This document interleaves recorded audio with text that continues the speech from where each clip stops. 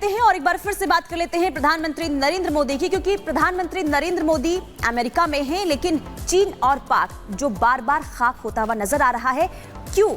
इसके पीछे की वजह यह है कि प्रधानमंत्री नरेंद्र मोदी का अमेरिका जो है रेड कारपेट पर स्वागत कर रहा है और राष्ट्रपति जो बाइडेन उनका गले लगाकर हाथ मिलाकर स्वागत कर रहे हैं। लेकिन इसे देखकर चीन जो है वो काफी टेंशन में है और पाकिस्तान बौखलाया हुआ है। यही नहीं, पाकिस्तान की जो आवाम है वो भी काफी चिंता में नजर आ रही है और क्या कुछ कह रही है पाकिस्तान की आवाम वो भी आपको एक बार सुनवाते हैं।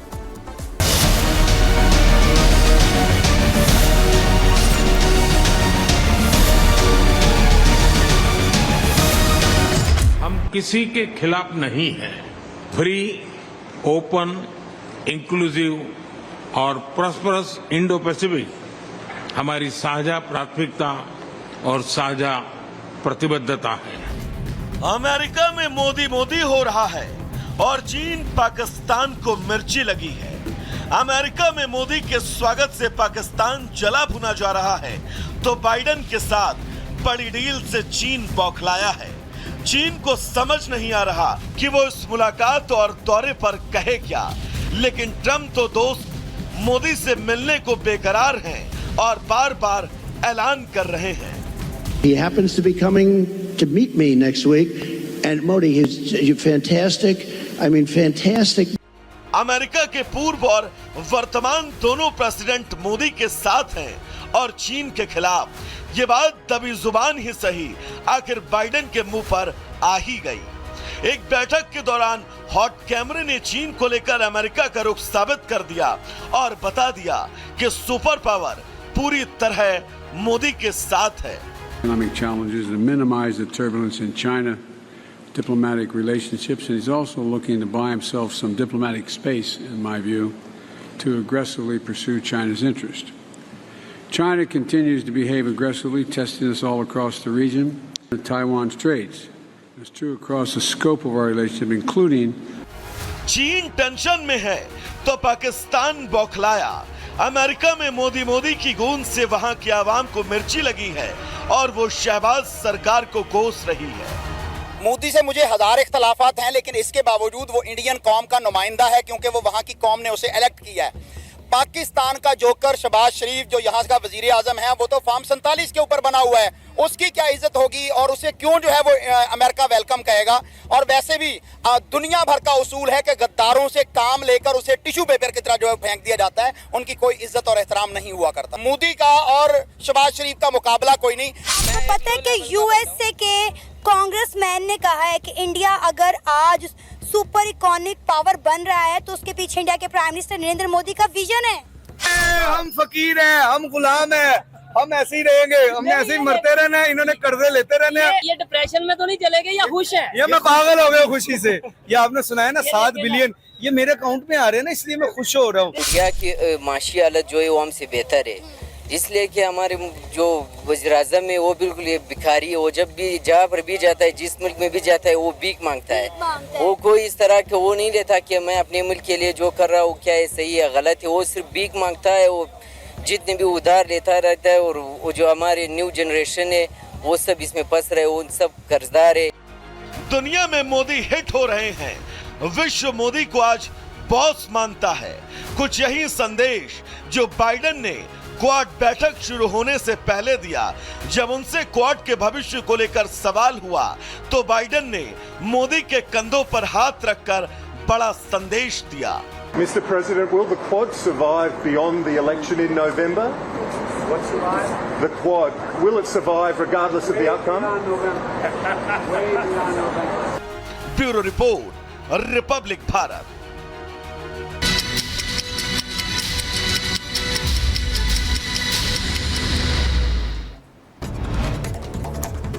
उन्नाव में पुलिस ने सुल्तानपुर लूट के आरोपी को मुठभेड़ में किया ढेर। बदमाश अनुज सिंह ढेर मुठभेड़ में घायल हुआ था। बदमाश और अस्पताल पहुंचाने पर भी डॉक्टर्स ने मृत घोषित किया। गाजियाबाद के इंदिरापुरा में बिल्डिंग के बेसमेंट में बने इलेक्ट्रॉनिक गोदाम में भीषण आग लग गई। 2 बच्चों समेत 8 लोग फंस गए। दमकल विभाग ने बिल्डिंग में फंसे लोगों को रेस्क्यू किया। 2 घंटे की कड़ी मशक्कत के बाद आग पर काबू पाया गया। उत्तर प्रदेश के झांसी में रील के लिए यूट्यूबर की शर्मनाक हरकत, साइकिल से जा रहे बुजुर्ग पर किया स्प्रे। पुलिस ने वायरल वीडियो का संज्ञान लिया, आरोपी को गिरफ्तार किया। उत्तर प्रदेश के मुरादाबाद में बाइक सवार दबंगों का कहर देखने को मिला। एक घर पर बरसाए बम तस्वीरी कैमरे में कैद हो गई। पुलिस ने 6 आरोपियों को किया गिरफ्तार। मध्य प्रदेश के उज्जैन में तेज रफ्तार का कहर, सड़क क्रॉस कर रही बच्ची को ट्रक ने कुचला। बच्ची की मौके पर मौत। दर्दनाक हादसे की तस्वीर सीसीटीवी कैमरे में। महाराष्ट्र के ठाणे में कार सवार की दबंगई सामने आई। कार सवार ने युवक पर चढ़ाई कार। निजी जगह पर खड़े होने की वजह से विवाद हो गया था और तस्वीर कैमरे में कैद।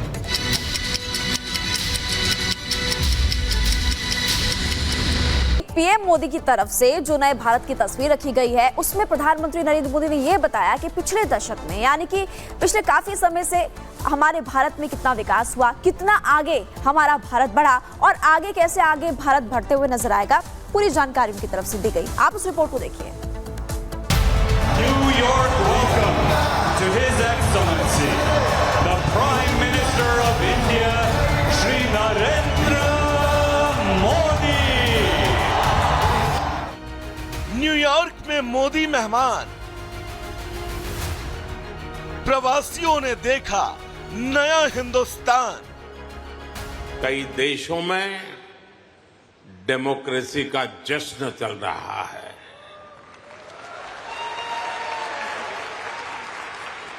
भारत और अमेरिका डेमोक्रेसी के जश्न में भी एक साथ है। जहां अमेरिका में चुनाव होने वाले हैं और भारत में चुनाव हो चुके हैं। अमेरिका के न्यूयॉर्क में पीएम मोदी के लिए मंच भले ही विदेशी धरती पर था, सामने जो लोग बैठे थे वो अपने थे।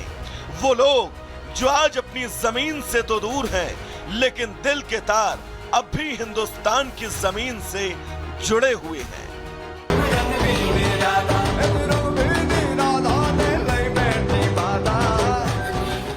और अब जब वो पीएम मोदी के सामने आए तो उनके मन में यही सवाल था कि आज का भारत कैसा है, क्योंकि इनमें से कई लोग ऐसे होंगे जो न जाने कितने साल पहले ही भारत को छोड़ चुके होंगे। तो पीएम मोदी ने उन सभी के सामने नए भारत की तस्वीर को पेश किया। उन्हें बताया कि आधुनिक भारत कितना बदल गया है। अब भारत के लोगों को सिर्फ रेल कनेक्टिविटी नहीं, उन्हें हाई स्पीड ट्रेन चाहिए। हर भारत के हर शहर की अपेक्षा है उसके यहां मेट्रो चले। भारत के हर शहर की अपेक्षा है उसका अपना एयरपोर्ट हो। पीएम मोदी ने प्रवासी भारतीयों को बताया कि बीते एक दशक में भारत अपनी उस छवि से बहुत आगे निकल चुका है जब अर्थव्यवस्था के मामले में उसे थर्ड वर्ल्ड कंट्रीज में गिना जाता था। आज का भारत अपने सशक्त कदमों के साथ विकास की नई इबारत लिख रहा है। एक दशक में भारत 10वें नंबर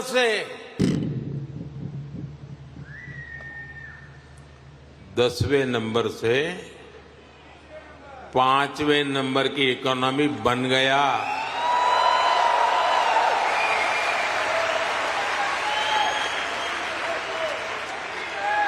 अब हर भारतीय चाहता है कि भारत जल्दी से थर्ड लार्जेस्ट इकोनॉमी बने।